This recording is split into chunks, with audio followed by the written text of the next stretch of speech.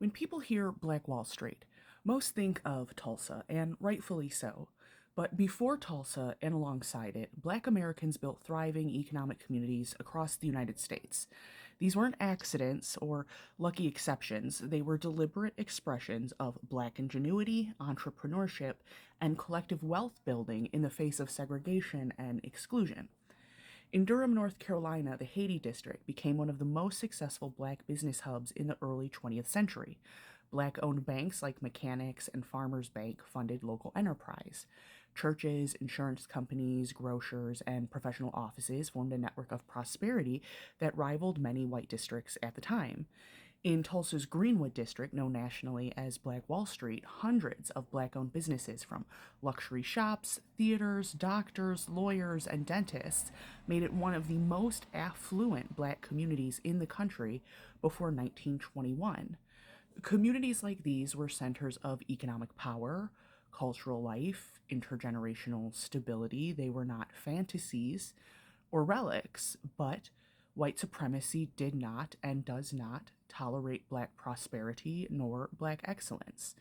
In 1898, in Wilmington, North Carolina, white supremacists violently overthrew the elected multiracial municipal government, lynched Black citizens, destroyed the only Black owned newspaper, and forced thousands from their homes.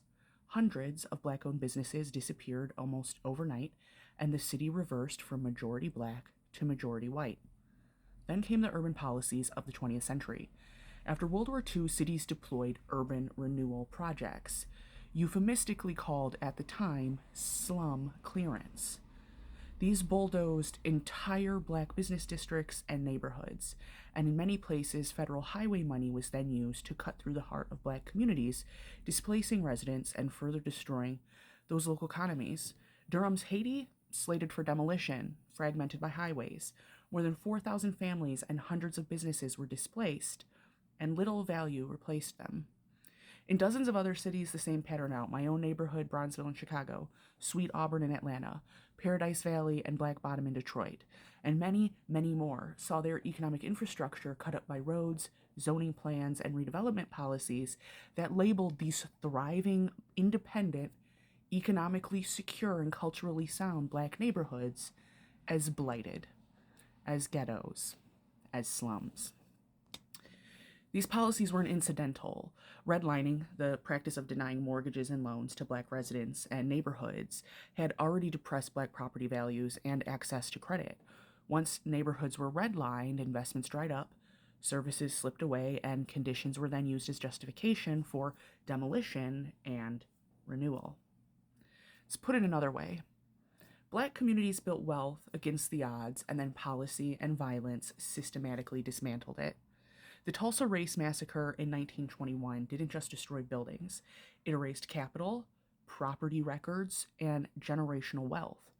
Short term rebuilding was real, but repeated displacement and infrastructural erasure ensured that economic power was never fully reclaimed. These aren't random tragedies, they are a pattern.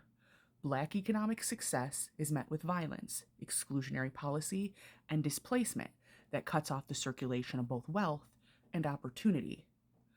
Understanding this helps explain the racial wealth gap today, not as a mystery of individual failure or a series of wanted handouts, but as the legacy of a very purposeful dismantling.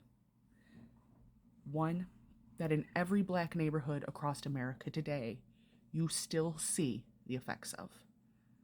I'll see you tomorrow.